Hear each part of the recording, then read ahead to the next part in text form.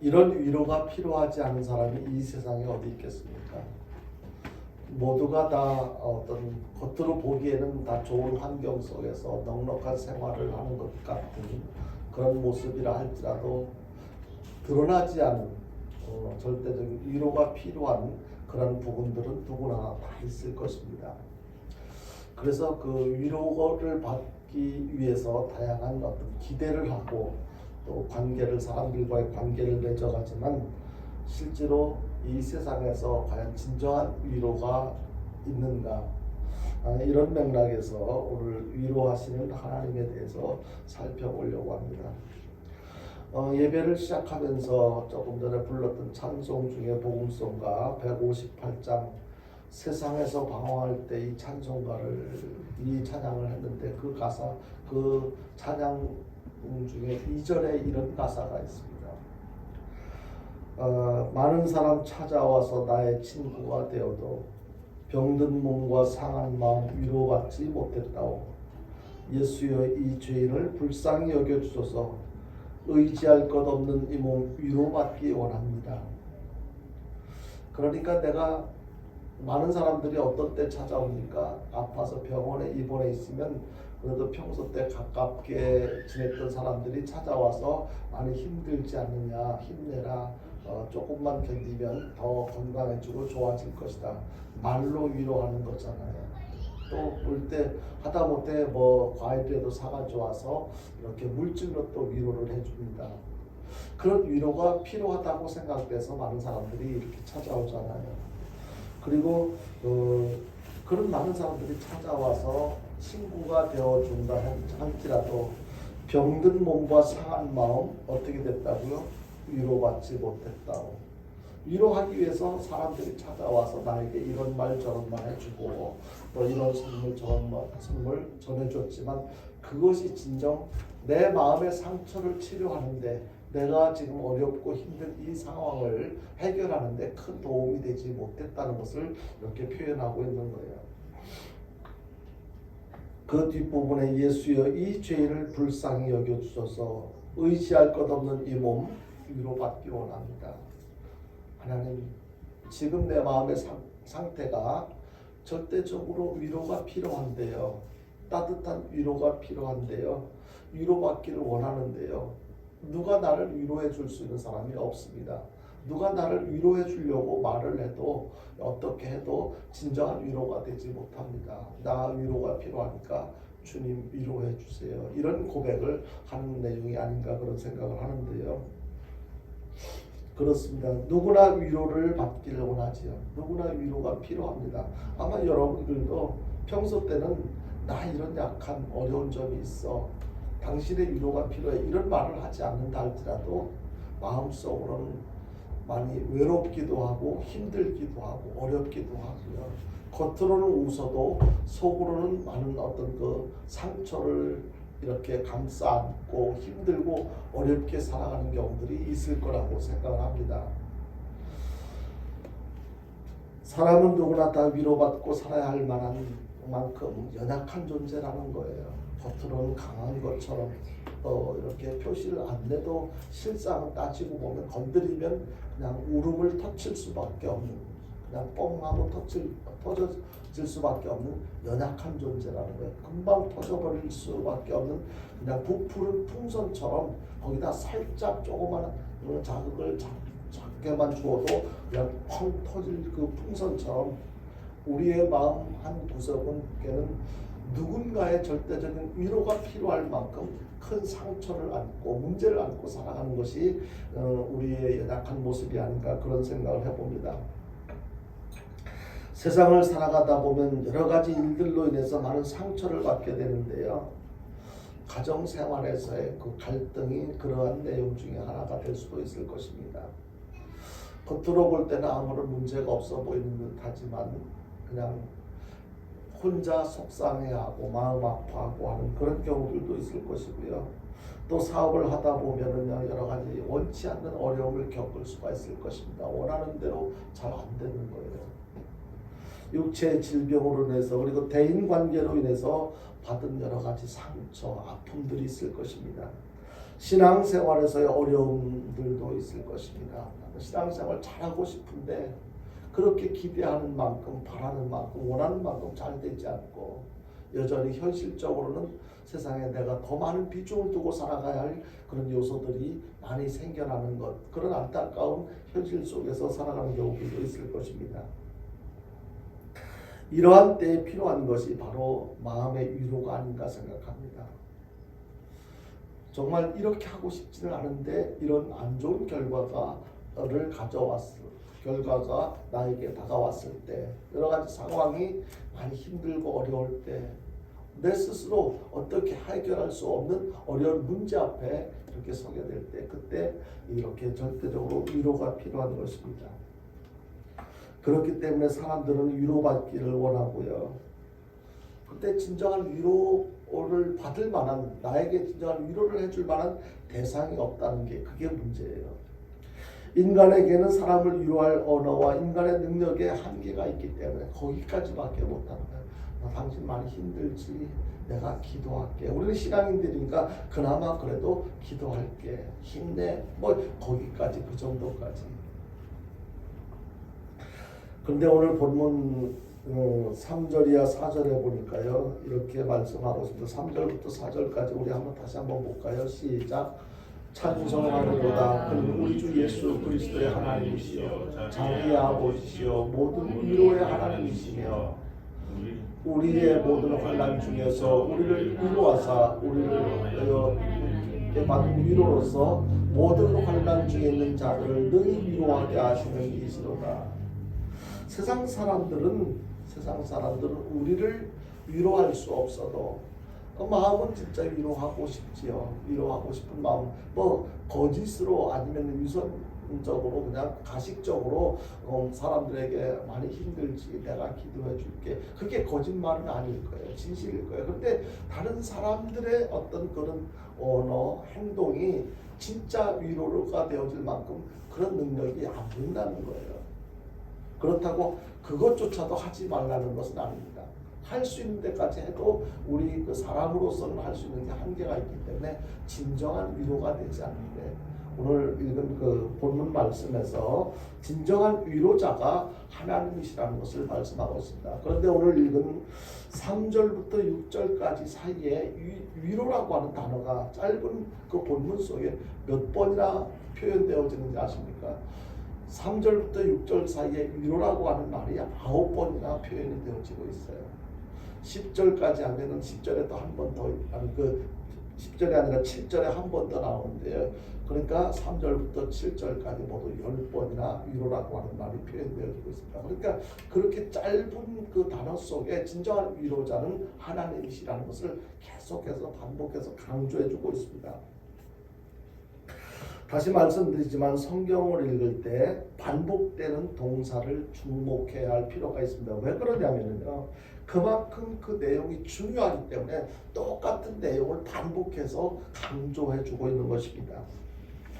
오늘 봉독한 본문이 바로 여기에 해당되는데요. 이렇게 거듭거듭 위로에 대한 말씀을 반복적으로 하시는 의미가 무엇인가?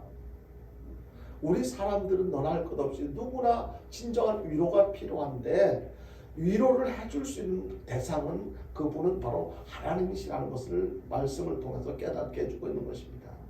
그러니까 우리가 위로가 필요할 때 우리는 누구를 생각하고 누구를 찾아가려고 하지 말고 하나님 앞으로 나와야 될 줄로 믿으시길 바랍니다. 그리고 하나님을 찾아야 돼요. 하나님 앞에 나를 고백해야 돼요. 이 성경에서 가능성이 없는, 아니면은 아닌데 이렇게 강조를 할 이유가 없잖아요. 모든 사람들이 다 위로가 필요한데 진정한 위로를 해줄 수 있는 대상은 오직 하나님밖에 없다는 것. 그래서 우리가 기억해야 될 것은요, 하나님이 우리의 진정한 위로자가 되신다는 것을 우리는 다시 한번 기억해야 되는데, 본문 3절을 다시 한번 보겠습니다. 본문 3절을 다시 한번 보는데, 본문 3절을 다시 보는데요, 같이 봅니다. 시작. 찬송하리로다. 그는 우리 주 예수 그리스도의 하나님이시요 자비의 아버지시요 모든 위로의 하나님이시며. 여기에서 그는 누구를 가리키는 것입니까? 바로 하나님이에요. 하나님이 모든 위로의 하나님이시라는 것을 말씀하고 있습니다. 모든 위로의 하나님. 그러니까 저에게 위로가 필요하면 저에게 진정한 위로자가 되실 분도 하나님이시고, 여러분들에게 진정한 위로가 필요하시면 여러분들의 진정한 위로자도 하나님이시라는 거예요. 그러니까 하나님은 어떤 경우든지 제한 없이 위로자가 되신다는 거예요. 위로의 내용이 무엇이든지 누구든지. 하나님의 위로는 어떠한 위로입니까? 오늘 본문에서 모든 환난 중에서 우리를 위로하사라고 그렇게 말씀하고 계십니다. 모든 환난 중에서, 모든 환난, 즉 어떤 고난과 역경이라 할지라도 하나님은 능히 그 모든 것을 다 위로해 주실 수 있는 그런 분이다.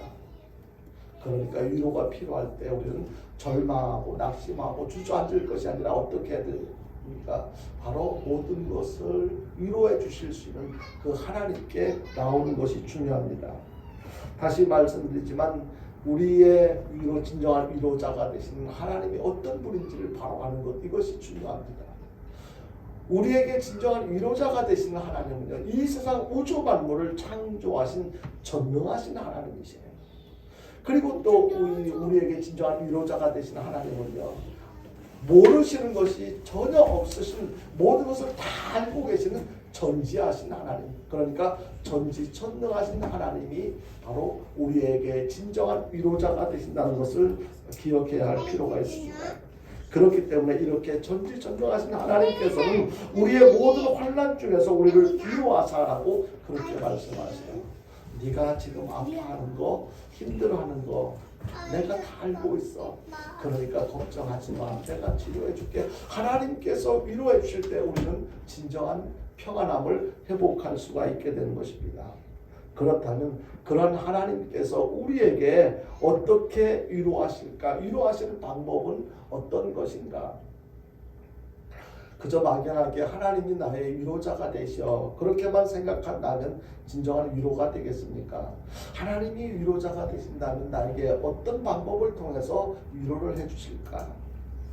첫 번째는요, 바로 하나님께서 우리를 위로해 주시되 예수 그리스도를 통해서 우리에게 위로를 해주신다는 것을 말씀을 통해서 깨닫게 해주시는데요. 본문 5절을 다시 한번 볼까요?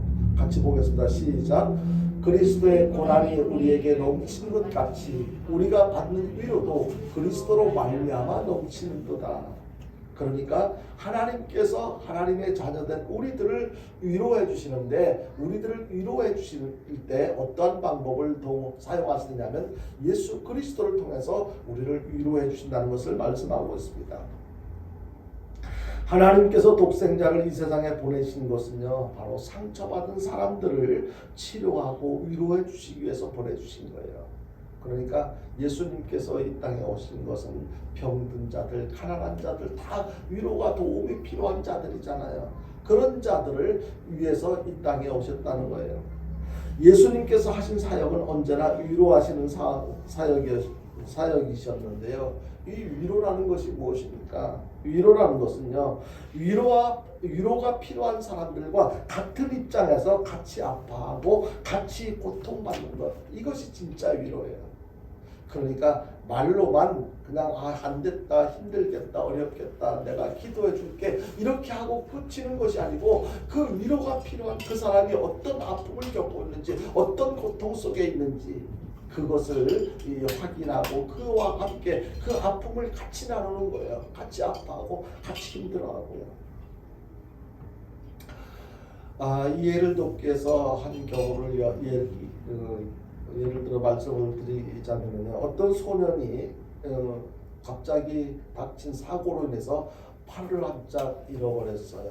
우리가 팔은 양쪽에 두 개가 있잖아요. 그런데 두 개의 팔이 있다가 한쪽 팔이 없어졌을 때 얼마나 불편하겠어요. 그것은 여러분들이 한번 하루 동안 팔을 하나를 사용하지 않고 하나만 가지고 하루 한번 생활을 해보십시오. 그러면은 팔 하나가 얼마나 소중한지, 하나가 없어진 것이 얼마나 불편한지 여러분들이 실감을 하실 거예요.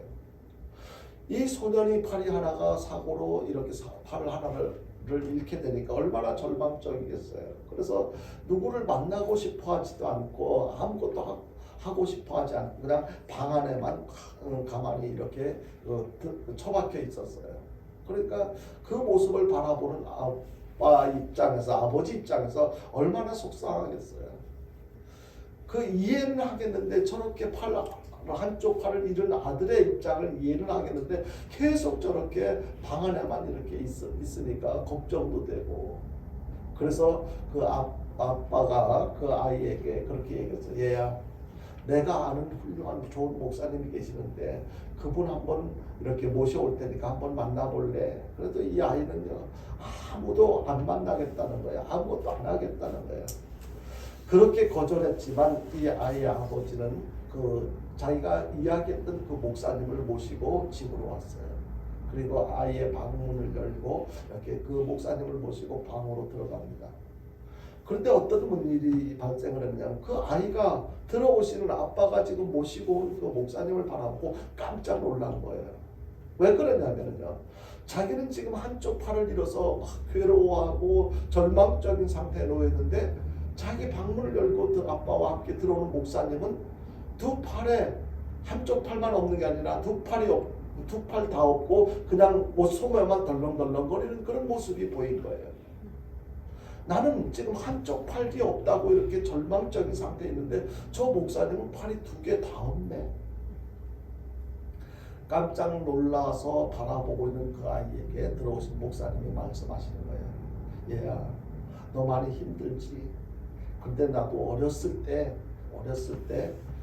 사고로 이렇게 양쪽 두 팔을 다 잃고 이렇게 힘들고 어렵게 살아왔단다. 나도 너처럼 이렇게 절망적인 상태에 있었는데 시간이 지나면서 하나님을 만나서 내가 왜 두 팔을 잃고 잃었는지, 그리고 두 팔을 잃은 상태에서 내가 무엇을 하며 살아야 될지를 깨닫게 되었단다. 내가 두 팔을 잃고 보니까 다른 사람 한 팔을 잃었거나 또 두 팔을 잃은 사람들에게 어떻게 내가 위로를 해줄 수 있을지, 어떻게 도움을 줄 수 있을지 그런 것들이 생각이 나더라. 그러니까 너도 힘내고 용기를 잃지 말고 그저 한 팔을 잃었다고, 물론 두 팔이 다 있는 사람처럼 그렇게 자유롭거나 편리하지는 않겠지만 불편한 게 많겠지만 분명히 너 한 팔만 가지고도 한 팔을 잃은 그 이유를 통해서 뭔가 할 일이 있을 거야. 그러니까 용기를 내서 우리 더 열심히 더 자신 있게 그렇게 살아가보자라고 그 목사님이 두 팔을 잃어버린, 두 팔이 없는 그 목사님이 한 팔을 잃고 낙심에 처해 있는 그 아이에게 이렇게 희망된 모습을 보여줬어요. 이렇게 위로를 해줬어요. 그 이후 그 모습을 본 그 목사님의 이야기를 듣고 그 모습을 보고 이 아이는 교회를 나가게 되었고 신앙생활을 잘 하게 되었다고 이렇게 전해지고 있습니다. 어느 고등학교에서 있었던 일로 신문에 기사화되었던 내용을 또 한 가지 말씀을 드리겠는데요. 어떤 학생이 백혈병에 걸려가지고, 암에 걸려가지고 이 머리가 다 빠져서 이렇게 빡빡머리가 되었어요. 제가 그 동산교에서 부교육자로 사역할 때도 여학생 한 명이 중학교 2학년이었었나, 그 학생이 그 백혈병에 걸려서 부산대학병원에 입원해 있는 학생을 제가 몇 번 신방을 했던 적이 있는데 그 여학생이 머리가 다 빠져가지고 그냥 이렇게 모자를 쓰고 있는 모습을 보면서 너무 마음을 아파한 적이 있었어요. 근데 지금 소개해드리는 이 학생도 한 학생이 그렇게 백혈병에 걸려서 머리가 다 빠져가지고 이렇게 병원에서 치료를 받다가 이제 학교를 왔는데 모자를 쓰고, 그리고 모자를 벗었을 때 그 머리가 하나도 없는 그 모습을 반 학생들이 본 거예요. 그 모습을 바라본 학생들이 너 빡빡머리네 이렇게 놀리는 것이 아니고 그 다음에 그 학생들이 반 학생들이 전체가 다 빡빡머리를 다 깎았어요. 왜 그랬냐면 지금 그 병으로 인해서 머리가 하나도 없는 그 친구가 얼마나 속상할까, 얼마나 마음 아플까, 이것을 생각하니까 우리들이 대신 아파줄 수는 없지만 할 수 있는 것이 그 머리 다 빠진 것 때문에 마음 아파하는 그 친구를 위로하기 위해서 자기네들도 같이 다 머리를 이렇게 빡빡머리로 다 깎은 거예요. 전자 이야기한 것은요, 어떤 그 이런 경우 아픈 친구와 같이 그 어떤 심한 장애를 통해 가지고 지금 한쪽 팔을 잃어버린 그 장애자를 위로한 그런 내용, 외적인 어떤 모습을 통해서 위로한 내용이라면, 후자 내용은요, 아픈 친구와 같이 그런 입장이 할 수 있는 대로 똑같은 입장이 되어져서 지금 아파하는 그 친구를 위로해주는 그런 장면을 소개해드린 것입니다. 이처럼 위로라고 하는 것은요, 같은 입장에서 같이 아파하고 같이 고통을 받는 것, 이게 진짜 위로라는 거예요. 그냥 말로만 이렇게 너 백혈병 걸려서 많이 힘들지, 한쪽 팔 잃어서 많이 힘들겠다, 그래도 어쩌겠니, 뭐 잘 참고 견뎌야지, 내가 기도해 줄게, 그렇게만 해가지고는 그에게 진정한 위로가 되어질 수 없다는 거예요. 우리를 위로하시는 예수님이 바로 결코 말로만 위로하시는 것이 아니라 같은 처지에서 몸으로 함께 위로하셨다는 것, 그것을 오늘 말씀을 통해서 깨닫게 해주고 있습니다. 예수님께서 태어나신 곳이 어디예요? 마국간에서 태어나셨습니다. 예수님은 이 가난한 이들과 모린정한 세상에서 냉대받는 이들의 진정한 위로자가 되신 거예요. 여러분요, 예수님께서 태어나시자마자 애굽으로 피난 가신 것은 난민들에게 위로자가 되시는 거예요. 그러니까 여러 가지 정든 고향에서 편안하게 살고 싶지만 그렇게 살 수 없는 입장에서 그렇게 피난을 할 수 있다. 예수님께서도 그렇게 하셨다. 예수님께서 가난한 목수의 가정에서 땀 흘려 일하신 예수님은요, 노동자들에게 위로자가 되신 것입니다. 나만 힘들고 어렵게 노동을 하면서 땀 흘려 수고하고 힘들게 어렵게 살아가는 것이 아니라 모든 인류의 구원자가 되시는 예수님께서도 그렇게 사셨어. 그렇게 노동자로 사셨어. 성경은 어디에도요, 예수님께서 유치원을 다니시고 그리고 초등학교를 나오시고 중고등학교를 나오시고 무슨 대학교를 나오셔서 무슨 공부를 하셨다는 것을 소개하는 부분이 전혀 없어요. 예수님께서는 누구에게 특별한 교육을 받았다는 흔적이 성경에 없어요. 이것은요, 이 세상에서 배우고 싶어도 배우지 못한 사람들이 얼마나 많이 있어요. 그 배우지 못해서 속상해하는 사람들에게 너만 그런 것이 아니고 우리를 구원해 주신 예수님도 아무것도 안 배우셨어, 못 배우셨어. 못 배운 사람들에게 위로자가 되어 주시는 거예요.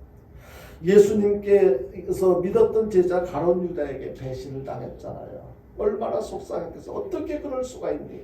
그런데 세상에 살다 보면 정말로 사람들에게 다양한 상황 속에서 배신을 겪는 경우들이 얼마나 많이 있어요. 믿었던 친구에게, 믿었던 가족들에게, 믿었던 선후배에게 배신을 당해서 사기를 당하고 얼마나 억울한 일들이 많이 있어요. 그런데요, 전지전능하신 하나님이신 예수님께서도 그 제자에게 배신을 당한 적이 있었어. 세상에 살다 보면 얼마든지 배신당할 수가 있어. 그러니까 그것 때문에 너무 아파하고 힘들어하지 마. 그 예수님께서 배신당하신 경우를 통해서 그 배신당해서 아파하는 사람들에게 위로자가 되어주시는 거예요. 뿐만 아니라 죄 없으신 예수님께서 십자가에 못 박혀 죽으신 것은 인류 구원과 함께 억울한 자들을 위로해 주시는 거예요. 무덤에서 다시 살아나신 것은 실패해서 낙심한 사람들에게 위로해 주시는 것인데, 너 그것이 다 끝이 아니야.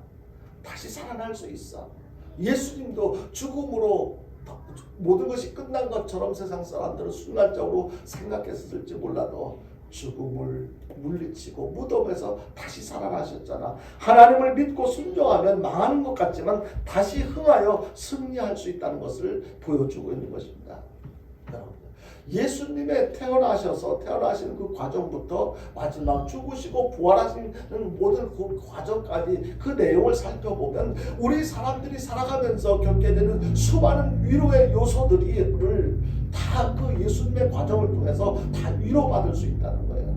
내가 노동을 통해서 힘들고 어려울 때, 내가 누명을 쓰고 억울한 일을 당할 때, 배신을 당할 때, 힘들고 어려운 거 모든 내가 못 배웠다고 아는 사람들이 부럽고, 왜 나는 이렇게 부모님 잘못 만나서 이렇게 하고 싶은 공부도 못하고 이렇게 무식하게 힘들게 살아야 되나?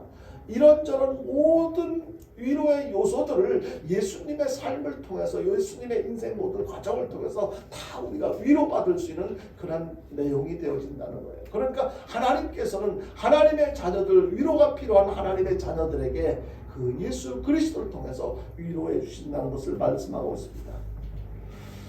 비록 가난하고 배우지 못해 천대받으며 살았다 할지라도, 배신을 당하고 온갖 억울한 일을 당한다 할지라도 묵묵히 하나님을 섬기며 순종하는 하나님은 반드시 승리하게 하신다는 그런 교훈을 주고 있습니다.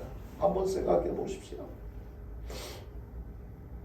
모든 사람들은 예수님을 통해서 위로받을 수가 있는데요, 예수님을 통해서 위로를 받기 위해서는 예수님이 어떤 분이신지를 알아야지 위로를 받을 수가 있지 않겠습니까? 예수님이 어떤 분입니까? 이 땅에서 예수님보다 더 가난하게 살았던 사람이 어디 있습니까? 아무리 가난해도 마국간에서 태어난 사람은 없을 거예요. 이 땅에서 예수님보다 더 실패한 사람이 어디 있었겠습니까? 예수님께서 하신 일들이 다 성공적인 일이 아니었어요. 결국에 실패자였어요. 십자가에 못 박혀 죽임을 당하는 그런 실패자의 모습을 보여줬습니다. 예수님보다 더 큰 수치를 당한 사람이 어디 있었겠습니까? 침뱉음을 당하고 채찍에 맞고 조롱을 당하고, 네가 진짜 하나님의 아들이라면 그 십자가에서 내려와봐. 이 땅에서 예수님보다 더 억울한 일을 당한 사람이 어디 있겠습니까?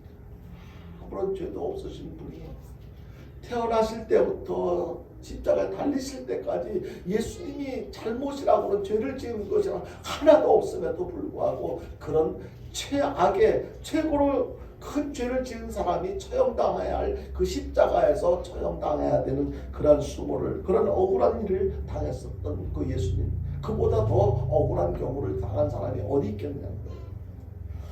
아시는 바와 같이 하나님의 영이신 성령을 보혜사라고 하는데요, 이 성도들을 보호하시며 돕는다는 뜻입니다. 이 보혜사를 헬라어로 파라클레토스라고 하는데, 이것은 바로 위로라고 하는 말, 위로라고 하는 뜻이 담겨져 있습니다. 예수님은 지금도 보혜사 성령으로 위로자가 되셔서 우리와 함께 계신다는 것을 여러분들이 믿으시길 바랍니다. 예수님은 십자가에 달려 죽으셨다가 다시 무덤에서 다시 살아나셔서 승천하신 것으로 끝나는 것이 아니고, 도우신 하나님, 위로자가 되시는 그 하나님, 성령 하나님께로 이 땅에 다시 오셔서 우리와 함께 계셔서 우리를 위로해주고 계시는 거예요. 이와 관련해서 이사야 40장 28절 이하 31절에서 이렇게 말씀하고 있습니다. 함께 보겠습니다. 같이 보겠습니다. 시작. 너는 알지 못하였느냐, 듣지 못하였느냐, 영원하신 하나님 여호와 땅 끝까지 창조하신 이는 피곤하지 아니하시며 곤비하지 않으시며 명철이 한이 없으시며 피곤한 자에게는 능력을 주시며 무능한 자에게는 힘을 더하시나니, 소년이라도 피곤하며 곤비하며 장정이라도 넘어지며 쓰러지되 오직 여호와를 앙망하는 자는 새 힘을 얻으리니 독수리가 날개치며 올라감 같을 것이요 다른 박질하여도 곤비하지 아니하겠고 걸어가도 피곤하지 아니하리로다. 이처럼요, 위로하시며 새 힘을 주시고자 예수님은요, 마태복음 11장 28절에도 이렇게 말씀하고 있습니다. 같이 보겠습니다. 시작. 수고하고 무거운 짐진 자들아 다 내게로 오라, 내가 너희를 쉬게 하리라. 주님께서는 우리가 힘들어하고 아파하는 것을 보고 즐기시는 분이 아니에요. 너무 아파하셔요. 같이 아파하셔요. 그러니까 너희들 힘들고 어려운데 그냥 그렇게 힘들고 어려워하는 그 자리에 그냥 계속 있지 말고 나한테로 와, 내가 너를 쉬게 해줄게. 언제나 주님을 통해 위로받고 새 힘을 얻어 능력 있는 삶을 살아가는 저와 여러분들 될 수 있기를 주님의 이름으로 축원드립니다. 그리고 주님께서는요, 주님의 성전을 통해서 위로하신다고 성경은 말씀하고 있습니다. 이사야 66장 13절 말씀 보겠습니다. 같이 봅니다. 시작. 어머니가 자식을 위로함 같이 내가 너희를 위로할 것인즉 너희가 예루살렘에서 위로를 받으리니. 여기서 이 말씀에서 위로하는 장소, 그러니까 위로하는 것은 어머니가 자식을 위로하는 것 같이, 그리고 너희가 내가 너희를 그렇게 위로할 것인데 어디서 위로하신다고? 예루살렘에서 위로를 받을 것이라고 이렇게 말씀하고 있습니다. 하나님께서 힘들어 지친 심령들을 위로하시되 예루살렘에서 위로하신대요. 예루살렘에서 위로를 받는다는 것은 바로 주님의 성전에서 위로를 하시겠다는 거예요. 주님의 성전, 다시 말해서 교회에서 위로를 받을 수 있다는 것, 그런 교회에서 위로를 해주신다는 거예요. 열왕기상 8장 29절에서 이렇게 말씀하고 있습니다. 같이 보겠습니다. 시작. 주께서 전에 말씀하시기를 내 이름이 거기 있으리라 하신 곳 이 성전을 향하여 주의 눈이 주야로 보시오며 주의 종이 이곳을 향하여 비는 기도를 들으시옵소서. 이 성전을 향하여라고 말씀하고 있습니다. 이 성전을 향하여. 성전에서 전파되는 하나님의 말씀을 통해 위로를 받아 새 힘을 얻으면서 험한 세상을 살아갈 삶의 방향과 지혜를 얻게 된다는 것을 말씀을 통해서 깨닫게 해주고 있습니다. 그러니까 하나님께서는 예수님을 통해서 위로를 해주시고 성전에서 위로를 해주신다는 거예요. 성전에서 드리는 찬양과 기도를 통해서 우리의 소원이 하나님 앞에 상달되어 응답받게 된다는 것입니다. 여러분들은 하나님의 위로가 전혀 필요가 없으십니까? 그러시다면 모르겠는데요. 그 세상에서는 아까 찬양을 통해서도 고백했지만 많은 친구들이 나를 찾아와도 내가 아픈 거 힘들고 어려운 거 알으니까 찾아와서 위로해줘도 위로받지 못한다고 고백하고 있습니다. 우리도 역시 마찬가지. 다양한 방법을 통해서 동원해서 위로받아 보려고 문제 해결해 보려고 애썼지만 안 됐었잖아요. 진정으로 위로받기 위해서는 하나님께서만 나에게 진정한 위로자가 되시는데 하나님께서는 예수님을 통해서 또 어디에서 교회에서 위로를 해주신다고 말씀해주고 계신 거예요. 성전에서 드려지는 그 예배 속에 하나님을 찬양하고 하나님의 말씀을 듣고 하나님 앞에 기도할 때 그때 하나님께서는 다양한 방법을 통해서 우리에게 필요한 진정한 위로의 말씀 우리에게 필요한 그 위로를 해주시는 줄로 믿으시길 바랍니다. 그래서 우리는요 교회에서 모이는 것 얼마나 하나님 찾아와서 하나님 앞에 예배 진정으로 예배 드리는 것 얼마나 중요한 일인지 몰라요. 그래서 성경 히브리서 10장 25절에서는 이렇게 말씀하고 있습니다. 같이 보겠습니다. 같이 봅니다. 시작. 모이기를 패하는 어떤 사람들과 너의 습관과 같이 하지 말고 오직 권하여 그날이 가까이 오물 볼수록 더욱 그리하자. 많은 사람들이 바쁘다고 힘들다고 이런저런 사정이 있다고 교회에 오는 것을 기피하고 있습니다. 예배 드리는 것보다 다른 것을 더 소중히 여겨 이것은 잘못된 거예요. 스스로 불행을 자초하는 거예요. 여러분요. 하나님의 집 성전을 사모하여 모이기를 즐기라고 이렇게 성경은 말씀하고 있습니다. 하나님의 집인 성전은 하나님께서 삶에 시달리고 지친 영혼들을 위로하시며 새 힘을 주시는 거룩한 장소인 것입니다. 성전은 하나님께서 하나님의 자녀들에게 삶의 지혜를 주시는 곳이에요. 그냥 어쩔 수 없이 그냥 시간 되어서 참석한 사람은 이것이 무슨 뜻인지 무슨 의미인지 전혀 느낄 수가 없을 거예요. 그러나 이 오늘 들려드리는 말씀을 여러분들이 깊이 묵상하시고 진정 필요한 말씀이라고 생각하신다면 신앙생활하는 것을 좀 더 점검해 보시고 잘해야만 할 것입니다. 가정이 육신의 안식처라고 한다면 교회는 영혼의 안식처인 거예요. 이것은 그렇게 그런 사실을 알고 내가 그렇게 교회가 그렇다는 것을 알고 그렇게 하나님의 도우심과 은혜 위로를 사모하는 마음으로 하나님 앞에 나와야 될 것입니다. 그렇기 때문에 힘들고 어려운 일이 있을 때일수록 더욱 부지런히 주님의 성전을 찾아야 되는데요. 성전에서 기도하여 소원을 아뢰고 그리고 예배를 드림으로 하나님을 기쁘시게 해야 돼요. 하나님께서 기뻐하시면 우리에게 어떤 위로가 필요한지 어떤 처방이 필요한지 아시는 하나님께서 우리에게 합당한 필요한 위로를 해주실 것이고 문제를 해결해 주실 것입니다. 이처럼 예수 그리스도의 몸인 교회는요 하나님께서 지친 심령들을 위로하시며 새 힘을 주시는 곳인데요. 그렇기 때문에 교회를 사랑하며 부지런히 교회를 찾아야 되는 겁니다. 그저 예배 시간에만 정해진 예배 시간에만 어쩔 수 없이 나오는 그런 마음 가지고는 하나님의 진정한 위로를 기대할 수가 없을 거예요. 언제든지 마음이 성전에 머물러 있어야 돼요. 그리고 예배 시간이 아니라도 내가 위로를 필요로 하다면은요 교회에 와서 하나님 앞에 하나님 나 지금 이것이 힘들어요. 이러한 하나님의 도우심이 필요해요. 하나님 앞에 위로를 요청해야 할 것입니다. 아모스 5장 6절에서 이렇게 말씀하고 있네요. 같이 보겠습니다. 같이 봅니다. 시작. 너희는 여호와를 찾으라 그리하면 살리라 그렇지 않으면 그가 불같이 요셉의 집에 임하여 멸하시리니 베델에서 그분들을 끌 자가 없으리라. 너희는 여호와를 찾으라 그러면 살리라고 말씀하고 있습니다. 그런데 다른 방법이 없어요. 더 열심히 더 간절하게 더 부지런히 여호와를 찾는 저와 여러분들 될 수 있기를 바랍니다. 그렇다면 우리들은 어떤 마음으로 여호와를 찾아야 될까요? 그냥 어떤 마음으로 잠언 2장 4절 이하 5절 말씀 보겠습니다. 같이 봅니다. 시작.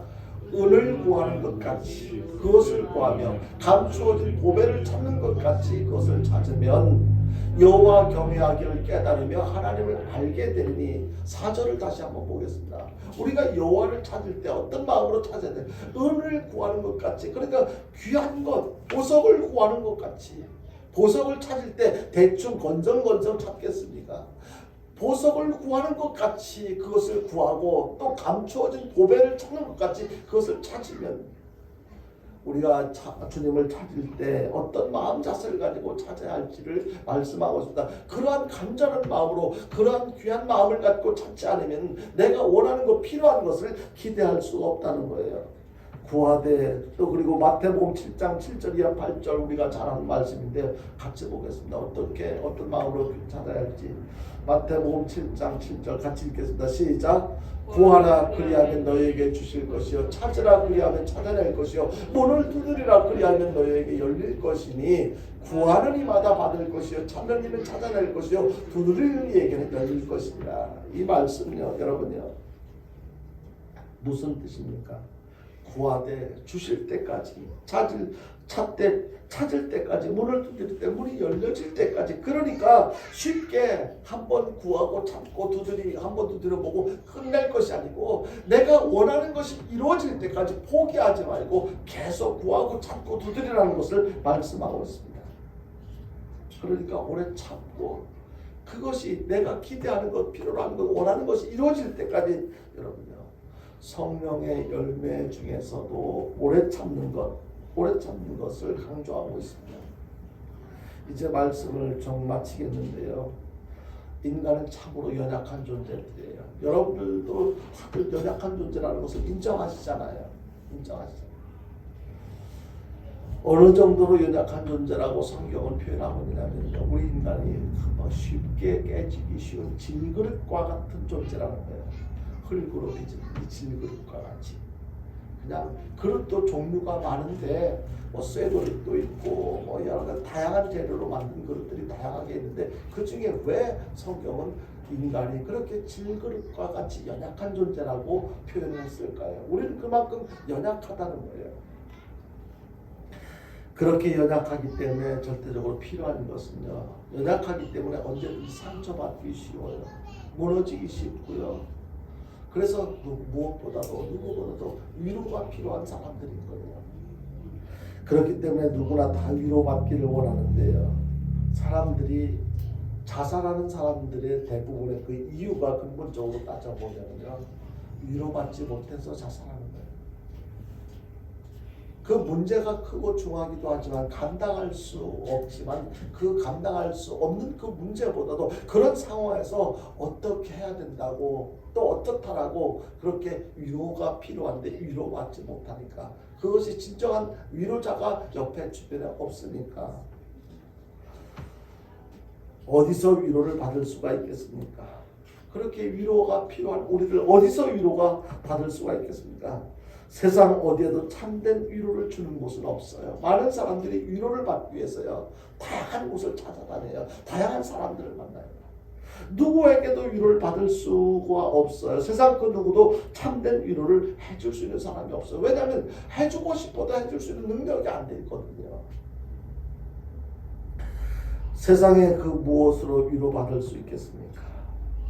많은 사람들이요.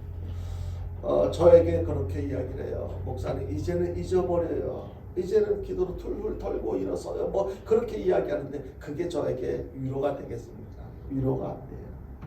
다른 세상에는 그 누구도 그 무엇도 진정으로 그 사람이 아파하고 힘들어하는 그 상처를 치료해 주는데 위로가 되어줄 수 있는 것은 세상에는 또는 누구도 없어요. 어디에도 또 누구도 없어요.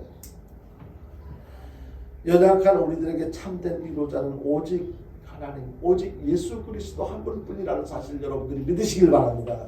너무 중요한 거예요.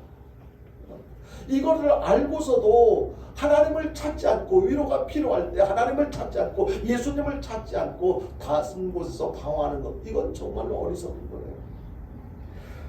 그분은 사람으로 오신 하나님이시기 때문에 우리를 위로하시기에 충분히 가능하실 거예요. 우리의 입장을 너무너무 잘 아시고 우리의 입장에서 겪어야 할 위로를 필요로 하는 모든 일들 다 경험하신 분이에요. 하나님께서 참된 위로를 베푸시는 장소는요, 바로 거룩한 성전이라는 것을 우리는 기억해야 될 것입니다. 그렇기 때문에 성전에서 드리는 예배를 소중히 여기시고 철저히 준비된 정성껏 드려진 이 예배, 성전에서 드리는 이 기도, 이것을 정말로 즐겨하고 정말로 준비된 모습으로 하나님께서 기뻐하시는 예배를 드릴 때 그 예배를 통해서 우리 각자에게 필요한 위로를 충분히 받게 될 줄로 믿으시길 바랍니다. 이렇게 하나님이 주신 위로를 통해서 새 힘을 얻고 이 험한 세상 넉넉하게 이기고 승리하며 살아가는 저와 여러분들 될 수 있게 되기를 주님의 이름으로 축원드립니다. 우리